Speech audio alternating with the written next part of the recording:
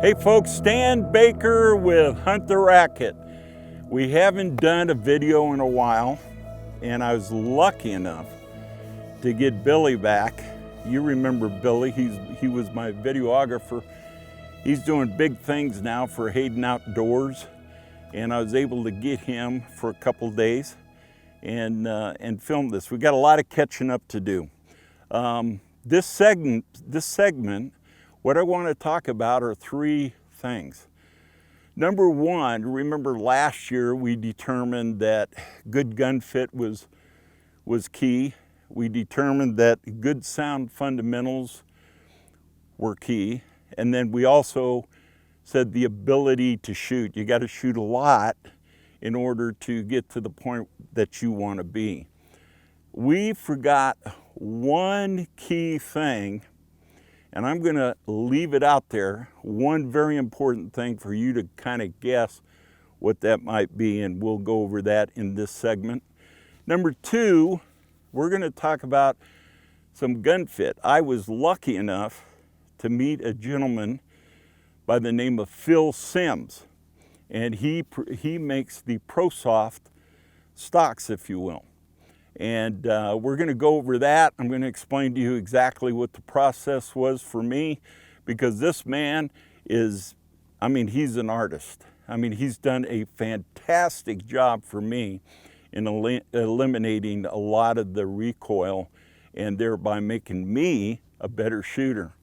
The third thing I want to talk about is I came up, a good friend of mine, Randy Foster. We all know him by Randy Krobozinski, and we'll kind of go over the story why he changed his name. But Randy was kind enough, he was out here at the Rackett shooting with me, and he was kind enough to show me some things on stance in doubles. And I got to tell you, this stance and this footwork that he showed me completely turned my doubles around in terms of going to the second bird. So those are three main things that we're going to talk about. Some of the other things is we're going to get caught up on some of the shooting, some of the people I've met along the way. We're going to give them a shout out. And we've got a lot of exciting things that we want to share with you. This segment may be a little longer because I don't know how long I can get Billy for, so I'm going to try and take advantage of him the best that I can. But we've got a lot of things to share with you. Hopefully it'll help your shooting, and I want you to stay tuned here. I want you to take the journey to the Racket to shoot better. I challenge you. Okay, folks, let's get started. But before we do, I'd like to acknowledge some things. You know, we've all had a trying year with the COVID. And some of my friends have passed away, and I want to acknowledge them and pay my condolences to their families. Lynn Sorley passed away recently from the COVID, and I don't know, a lot of you may have, you'd recognize this call on the line. I shot with him quite a bit, especially in Tucson. And I'll tell you, I'm going to miss him dearly. He was such a wonderful human being. My condolences to his family, and Lynn was such a joy to be with. He was such a great man, and I'm really going to miss him on the line. And I'd like for you to recognize him, and God bless his family. The other individual that just recently passed away was a gentleman by the name of Rod Bowl. And I think a lot of you know Rod. He's from Canada. He's probably one of the top shooters in North America. Just an excellent veteran shooter, always made the first team. And I want to extend my condolences to his family. And Rod passed away in his sleep just recently. I believe it was heart failure. The other people that I'd like to acknowledge, people that have really helped me and made my life a lot easier in the trap world, is my good friend Ray Stafford. You guys all know him. He's probably the greatest of all-time trap shooter ever. And he won't tell you that, but I will. And if I tell him that, he says, no way. I mean, Leo was better and what have you. But I'm here to tell you, I've seen the numbers, and he is the all-time greatest trap shooter. I don't know of too many athletes. In fact, there is no athlete in the United States today that stays on top of their game for over 50 years. Ray Stafford has done that, and he has been kind enough to put me in a fantastic gun. The MX-10 RS, he designed it, and one of the most popular trap guns out there. And he put me into that unsingle, and I got to tell you, it's done wonders for my shooting. And I say that, I'm getting ready to go to the Spring Grand, and I, knock on wood, I hope I do a good job there. But Ray's been very helpful, and he's really a good guy, a good friend. And if you ever need any help in terms of trying to find a good gun, he will work with you, and he's very patient. I've gone through, how many guns? Started out with the Greenie, went to the Kohler, went to the top single MX-10, found out I could not shoot a top single as much as I wanted to, and then went back to the unsingle MX-10 RS, and wow, it was, when I shot that gun, it was love at first shot. So I really would recommend, if you're looking for a new gun, take a look at that MX-10 RS. I think you'll really enjoy that. The other person that's been very helpful to me is a gentleman, he doesn't know this, but Phil Keiner. I went to Phil Keiner. As you know, at one point I was a one-eyed shooter, or I thought I was a one-eyed shooter. Turns out when I went to Phil, I was a one-eyed shooter. And he was very kind. We spent a whole day. And this guy is probably, in terms of vision and cross-eye shooting, is probably the leading expert in that field. Phil worked with me for a full day. You know, we got the tape and everything, and he really helped me out. But unfortunately, right after I met with him, I met a gentleman by the name of Dr. Frank Rively. And I was telling him about my symptoms. He asked me, he says, have you had an eye appointment? And I thought about it. I said, no, I haven't. He says, well, you know, you might want to go get your eyes checked. So I went and got my eyes checked, and I'm a right-handed shooter. And lo and behold, I found out my left eye was 20/12 and my right eye was 20/40. And Frank was candid enough. He says, hey, dummy, which eye do you think wants to shoot the bird? And it turns out my left eye wanted to shoot the bird. He says, give me the prescription and I'll send you some glasses. And the next time you see me, you want to hug me. And so I went out on the 27-yard line, shot the first round. It was a 22, not a good round, but I noticed that my eyes didn't cross. I mean, I was looking at the bird when I shot, but something wasn't right. My brain didn't switch over, to the two-eyed shooting. So I shot another round, and lo and behold, I went straight. And about in the middle of the round, something clicked. I was a two-eyed shooter again. And I ran that round, and I jumped in the car and grabbed my cell phone and called Frank and said, Frank, you're right, I'm going to want to hug you. And he said, let's keep that on the down low, okay? So I wanted to share that with you. And yep, that's the number one thing I had you guessing at. What didn't we think about when we first started shooting? And Frank told this to me.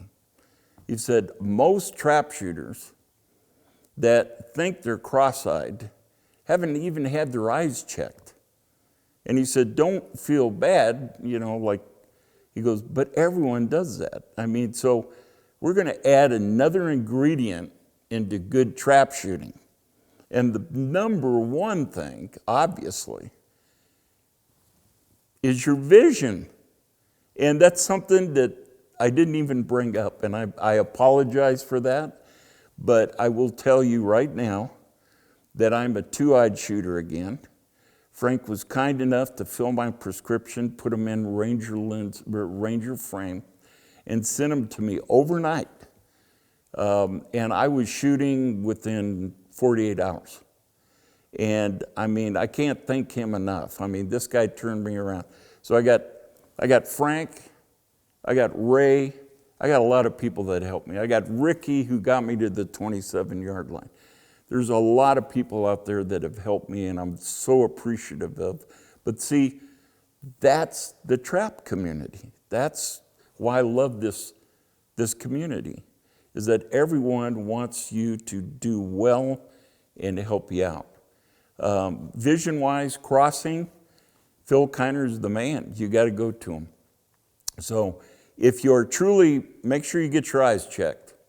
But if you're crossing, you want to go to Phil Keiner. He's a good guy. And he's in the record books. And a lot of people don't know. He's the third all-time 100 from the 27-yard line. I believe it's Ray, Leo, and then Phil. So Phil is, I'll tell you what, the guy knows his stuff. So Lanny Basham with the mental management systems.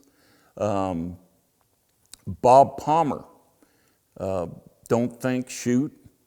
You see his articles. This guy helped me in the zone. And by the way, I want to recommend to you coming to the Rackett. The Rackett for me, I built it for trap shooters. And the Rackett is a very spiritual place for me. And this is a place where I find my zone. And I would give you the challenge to take the journey, and we're going to be talking about taking the journey. Come up here and see us. Use the tools that we have. And I promise you that if you're here, we're going to get you into that zone.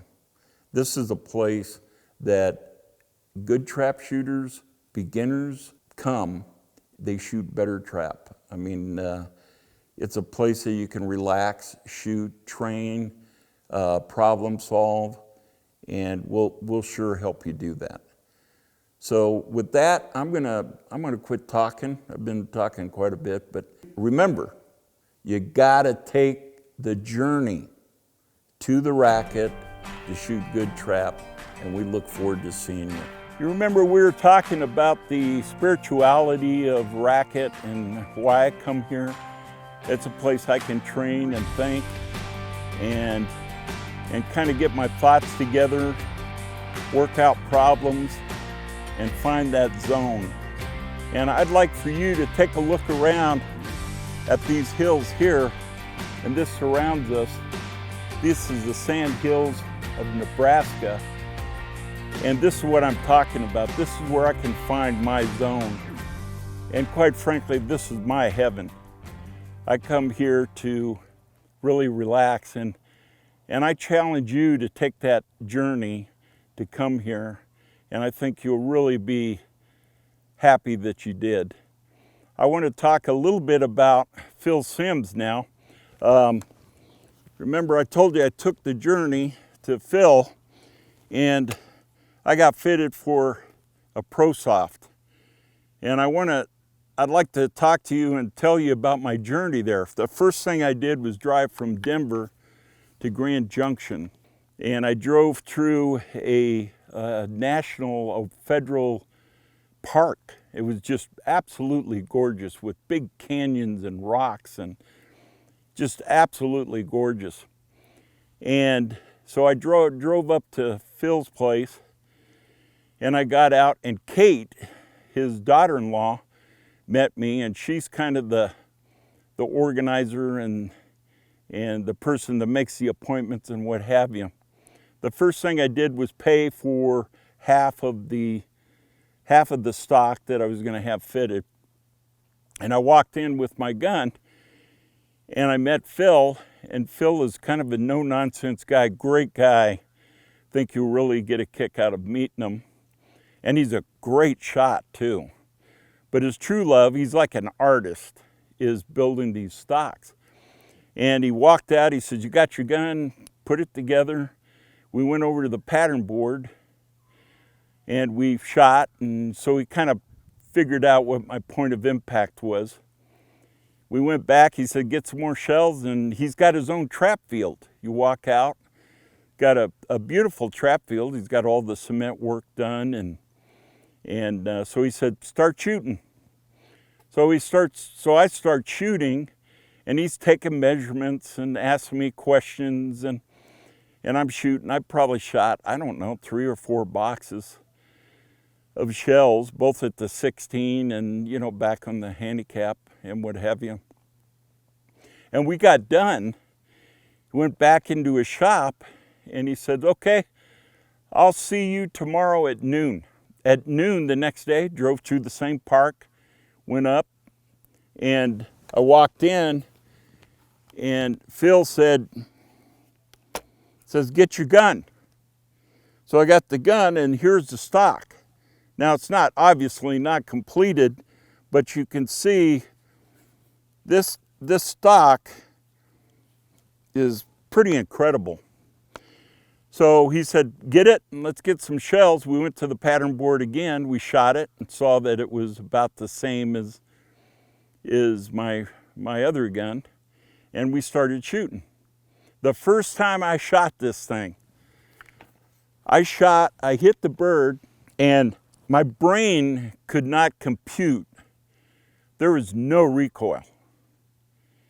And it's almost like I know I hit the bird because I saw it hit, but my brain was saying, "You didn't shoot."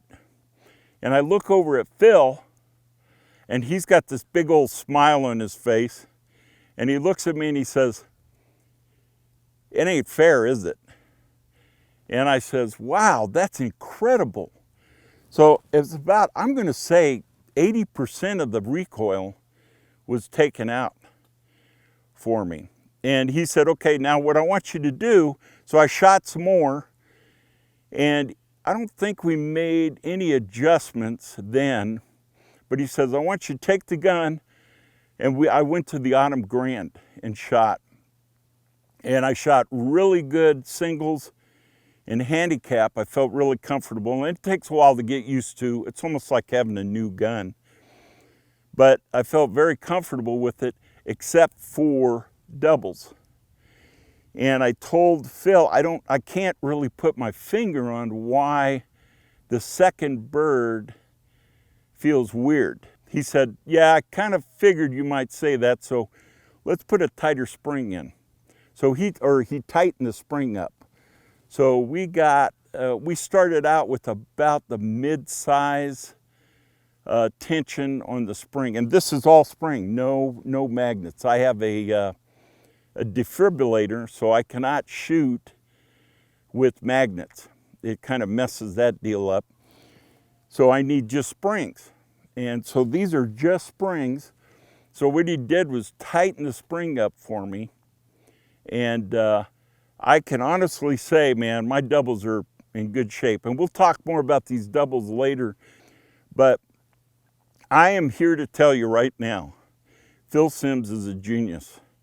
The other thing he does that I haven't told you is when it came time to picking the wood out. Now this is English walnut. And this is the regular forearm that I had, which is Turkish. And Phil looked at it and says, "I can match that color so you don't have to have the forearm made. And that'll save you a little money," and which I really appreciated. He's a great guy. So he said, "Come here, I want to show you this." He's got like 3 containers full of wood of these. And so he opened the door, and I walked in. I went, "Oh my God, these containers are probably, I don't know, 100 feet, 75 feet long, full of plugs." And it turns out he buys the trees and cuts them. and cures them and does all that. I mean, the guy is amazing. I mean, he's a fascinating man who I can't say enough about. Now remember, I'm going to challenge you to take the journey to come to Rackett and shoot great trap. I was telling you earlier about doubles, and a good friend of mine, Randy Kropozinski, or as we know him now, Randy Foster, we were out here shooting, and I was having a hard time with that second bird, getting to that second bird. And I asked him out of frustration, I said, Randy, because Randy is an excellent double shooter. He's in the Hall of Fame in New Mexico. Guy's a phenomenal shooter and a good friend, and he's helped me. He's another one that has really helped me over the last year. Randy, what he did was he explained to me that he positions his footwork, it really starts from the ground up, very similar to golf. And the way he explained it is he torques his foot so that the inside edge of the opposite foot is what he's pushing off. We're pretty much going to the bird with. In other words, I'm going to give you an example. I'm on post 4 here, so I position my footwork to be comfortable. Then what I do, because I'm going to shoot the left bird first, but I'm going to position my footwork to hit that second bird. But then what you're going to do is you're going to take this left foot and torque it just a little. Just enough so that when you're putting your weight forward on that first bird going left, you can feel the weight on the inside edge of your left foot. And when you stand up, your weight is going to the right. If you guys have ever skied, you understand that to turn right, you put the weight on the left inside edge on the ski. And pretty much that's what you're doing on the second shot. You're feeling it in your ankles from the ground up. It's an incredible, really incredible feeling. Let's try it. Now, for doubles, I'm going to try something new today. I'm trying the 1 ounce Fiocchi 1170s for the first shot. A good friend of mine told me that these shells are really soft for the first shot and they'll smoke them. So let's see if he taught me something. I'm approaching the bird. I've got my weight torqued on the left foot and I feel that inside edge. Oh. So after hitting that first bird, I just relaxed and I went right into the second. Oh.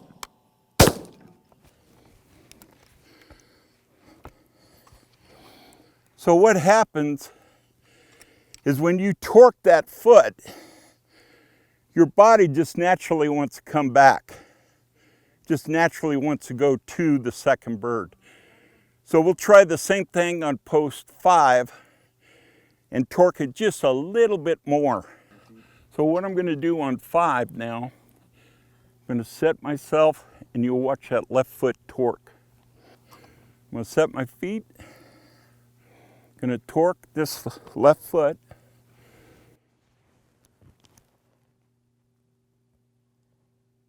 Ah. Okay, so we're on the left side now. We're on post 2. So we're going to do the opposite of the right side. So what am I going to do? I'm going to torque my right foot just a little bit so I can feel that weight.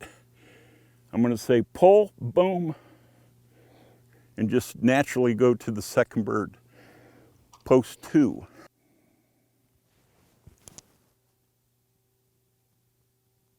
Ah.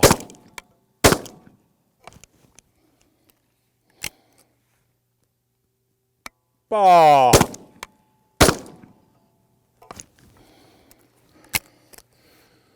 So you can see on that move, by torquing that right foot toward that second, it's like a skiing move.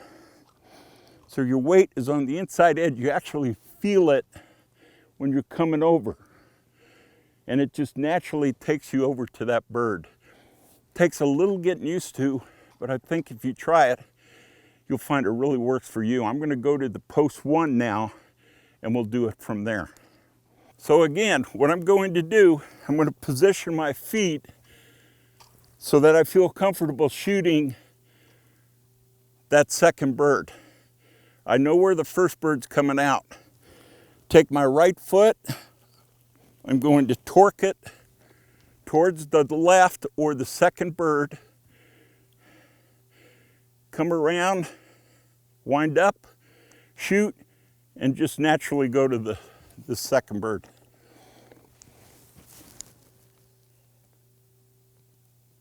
Ball.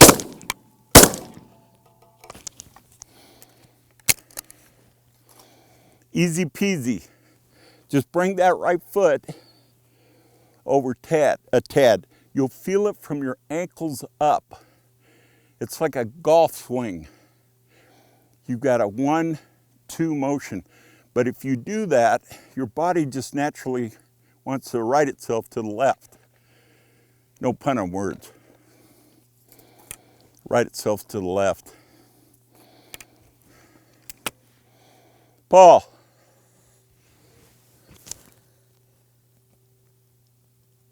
Ball.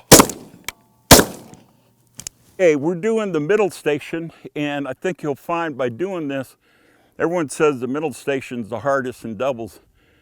This is the easiest if you do it that way. Now I shoot the right bird first, so I'm gonna position my footwork for that second bird, which is just over the left corner of the house. So what I'm gonna do is set my footwork relatively open. What I'm going to do is take that right foot, cock it to the left, so that when I come around for that first bird, I'm winding up. I can feel it in my ankles. When I shoot that first bird, just correct myself right. It's just a natural move to that second bird. If anything, it feels unnatural to shoot the first bird. The second bird is just a natural follow your body. By the way, these 1-ounce Fiocchis, they're the cat's meow. They're soft, and they seem to do a pretty good job on the first bird. Ah!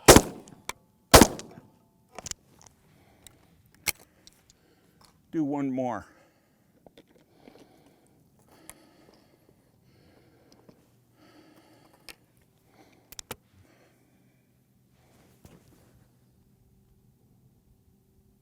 Ah!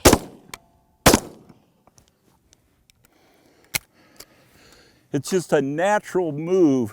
It's almost like you feel, once you torque that foot, you're winding into the first bird.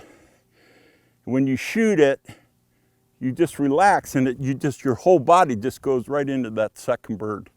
One more.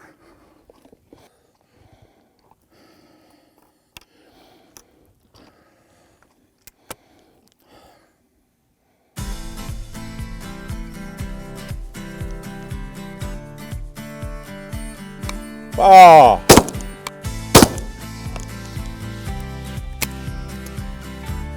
Just easy peasy. Again, thank you, Randy Foster. So with that, I challenge you to take the journey. We'll see you at Hunt the Racket.